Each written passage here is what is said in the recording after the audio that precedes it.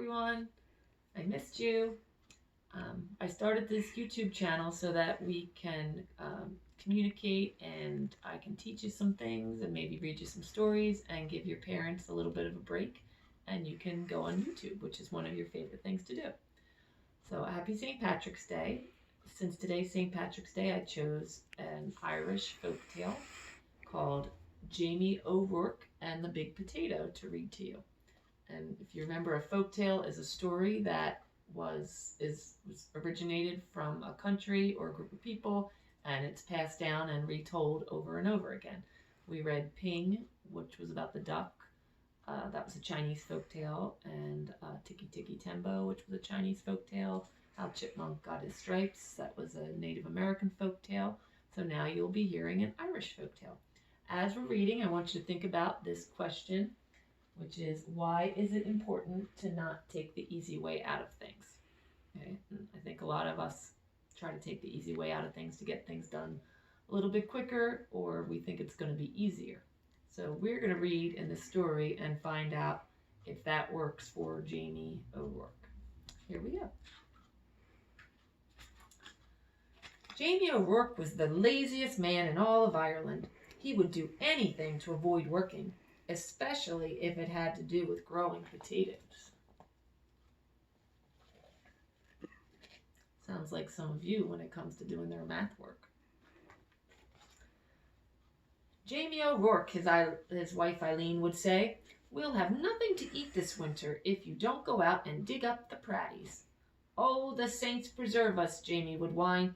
"Me back's as sore as can be. Sure as I'm telling you, wife, you'll have to dig them up yourself.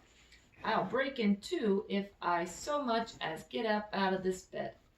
So Eileen, who had done all of the planting and watering and weeding anyhow, would go out to the tiny garden and dig up the smallest potatoes in all of Ireland, all because Jamie was too lazy to dig a larger garden and had no money to buy good potato seed. I hope that's not how it is in your house. Then poor Eileen wrenched her back and was laid up in bed. St. Bridget and the Virgin Mary herself must have smiled on Eileen O'Rourke, the village women said. Why, it's the first rest she's had since she's married Jamie O'Rourke. With Eileen in bed, Jamie began to worry. No Eileen to dig up meant no pratties all winter, and no pratties meant no food. "Oh, poor me," wailed Jamie. "I'll starve to death. I'd best go to church and confess to Father O'Malley. There's no telling how soon death will be knocking on me door." So even though it was midnight, Jamie set out for the church. He was about halfway down the hill when he heard singing and a tap-tap-tapping sound. Wonder what it could be. "Sure, and I wouldn't be knowing," Jamie whispered, "but I swear it's a leprechaun." And sure enough, sitting in a circle of ferns in the moonlight, was a leprechaun singing and hammering tiny nails into the heels of the fairy boots he was making. Jamie knew what he must do. He crept up and grabbed the little man by his coattails and held firm. "Let me go," the leprechaun shouted. "Not on your life," Jamie said. "Not until you show me where you keep your pot of gold." Now everyone in Ireland knows that leprechauns make boots and dancing shoes for the fairies, who paid for them with gold. And everyone knows that if you catch a leprechaun, he'll pay for his freedom with his pot of gold. But this leprechaun was cleverer than most. "Oh, please, Mr. Mortal Man," he pleaded. "I'm just starting out making fairy shoes, and I only have 1 or 2 pieces of gold in my pot. Won't you take a wish instead?" "Why, what would I want to wish for?" Jamie asked. "Me who's about to die of starvation because me wife is sick in bed and can't take up the pratties for the winter. And they're such puny pratties anyway." "Well," said the leprechaun, reaching into his pocket, "you could wish for the biggest pratty in the whole world. It would last all winter, and you wouldn't have to do anything more than plant the seed and water it." Sounds like a pretty good deal to me. That sounded wonderful to Jamie. "Done!" he shouted, and as the leprechaun dropped the seed into Jamie's hand, Jamie let go of his coattails and off the leprechaun scampered. When Eileen heard of what he had done, she was furious. Jamie O'Rourke, you're not only the laziest man in Ireland, but a fool as well. Giving up a pot of gold for a pratty seed? Well, I'm going to plant this seed and unwater it, and you'll see, Jamie said, and he went out.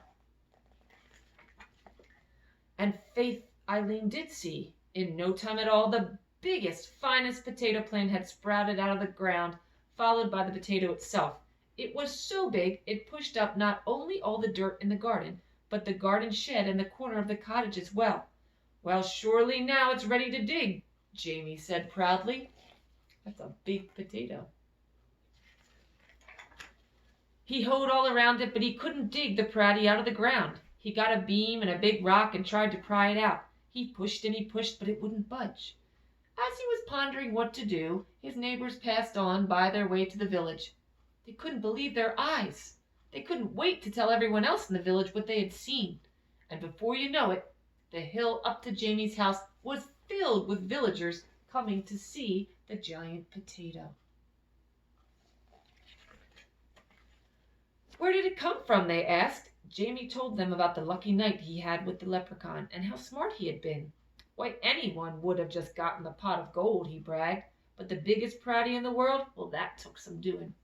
However did you outsmart a leprechaun, they all asked at once. Jamie hesitated and scratched his head. We'll help you dig out the pratty, Jamie, if you just tell us how you did it. And they grabbed shovels and started to dig. They dug and they dug and they pushed and they shoved until the potato flew up out of its hole. It rolled down the hill faster and faster until it reached the bottom, where it bounced up high and came to a stop, wedged between the stone walls on either side of the road. What to do now? Uh-oh. Looks like a problem to me. The pratty is so big that no one, no cart, nothing could get by it. The constable complained to Father O'Malley. How's a body going to get into our village? What shall we do? The villagers wailed. Then they all looked and Jamie said, It's your pratty. You'll have to move it out of your way. Well, Eileen spoke up, there's more than enough pratty for everyone. Why don't you take some home? So the villagers sawed and chopped and carted off huge pieces of potato, while Jamie sat on the wall and did nothing. Lazy. All winter long, everyone had potato to eat and eat and eat until no one wanted to see or hear of a potato again. Look at all these potatoes. We've got mashed potatoes, boiled potatoes. They look like they're starting to get sick of potatoes. In the spring, Jamie said, I saved a potato eye for a seed, and it's just about time to plant it. Oh no, the villagers all cried. If you promise not to plant it, Jamie, we'll promise before St. Patrick and all the saints to see that you and Eileen always have plenty to cook and eat. We don't want another giant pratty around here. Jamie smiled and agreed. What a perfect life for a lazy man. And so you see, darling Eileen, Jamie told her, I wasn't such a fool with that leprechaun after all. And Eileen had to admit that Jamie was right.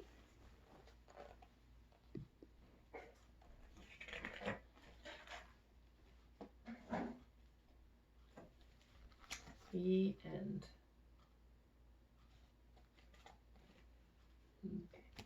So when you are finished with this video, I want you to talk about this story with your parents or your family members, whoever's with you, and I want you to discuss why was it important to not take the easy way out.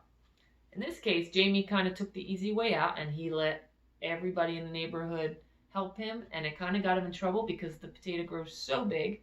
But then in the end, it kind of worked out because the neighbors all then ended up pitching in anyway and taking care of him and his wife. I want you to think about who the characters in the story were. Maybe have a discussion who the different characters were. Maybe talk about Jamie and what kind of person he was and name some of his character traits. For example, lazy. That was definitely one of his main character traits. Think about the problem. or the conflict in the story and the solution. How was it fixed? And yeah, well, I hope you had fun reading this story. This was one of my favorite stories to read to my kids on St. Patrick's Day. And let me know if there's any stories you want me to share. Tomorrow we'll be here again, and maybe we'll do a little math lesson. So thank you, and I'll see you guys later. Bye.